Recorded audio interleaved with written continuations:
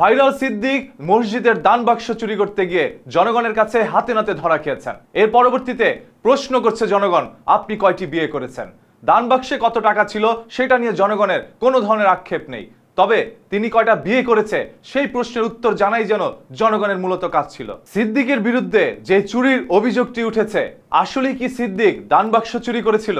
যার ফেসবুক থেকে মাসে লক্ষ টাকা ইনকাম, তিনি নিজে সেটা দাবি করতেন, এবং যেহেতু তিনি একজন ভাইরাল পারসন সেহেতু অনেকেই তাকে টাকা পয়সা দিয়ে ইন্টারভিউ নিয়ে থাকে, সেহেতু মসজিদ থেকে এই কয়েক টাকা চুরি করা সিদ্দিকের পক্ষে সম্ভব নয়। এভাবেই অনেকেই মতামত করছেন এবং দাবি করছে সিদ্দিককে নাকি ফাঁসানো হয়েছে। তবে সিদ্দিকের মুখ থেকে এই ধরনের কোনো কথা শোনা যায়নি। একরকম সিদ্দিক আচমকাই চমকে ছিলেন, তিনি বুঝতেছিলেন না হঠাৎ করে কেন তাকে ফাঁসানোর চেষ্টা করা হচ্ছে বা তিনি কেন ফেঁসে গিয়েছে। তিনি রাস্তা দিয়ে মোটরসাইকেলে করে যাচ্ছিলেন, ওইখানে রাস্তা রোধ করে কিছু মানুষ তাকে থামায়। পরবর্তীতে তার বাইকটি সার্চ করার পরে একটি ব্যাগের মধ্যে মসজিদের দান বাক্স মিলে, যে দান বাক্সের মধ্যে কিছু টাকাও রয়েছে।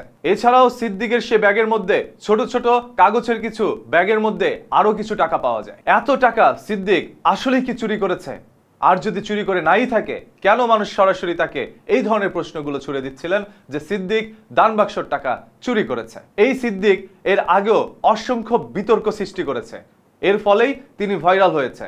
সে ভাইরালের পর থেকে এই পর্যন্ত কখনো এনসিপি করে, কখনো জামায়াত করে, কখনো বিএনপি করে, কখনো আওয়ামী লীগ করে, তবে সর্বশেষ সিদ্দিককে যে জনগণ করে সেটা আমরা এখন দেখতে পারলাম। তাই আপনি কখন কি করছেন সেগুলো সব সময় করার আগে চিন্তা করবেন, না হলে এক সময় আপনাকে এভাবে করে দিতে পারে। আমাদের বাংলাদেশে এরকম অসংখ্য মানুষ রয়েছে যারা মুখোশের আড়ালে একজন ভদ্রলোক। সেই সকল ভদ্রলোকগুলোই আমাদের সমাজে সব সময় ঘুরে বেড়ায়, এবং তাদেরকে দেখলে আপনারা যে কেউই বলবেন তার থেকে বড় আলেম হয়তোবা এই পৃথিবীতে নেই। লেবাসটা সিদ্দিকেরও তার থেকে ব্যতিক্রম নয়। এই সিদ্দিক ইসলামের লেবাস ধারণ করে একের পর এক বিতর্ক সৃষ্টি করেছে।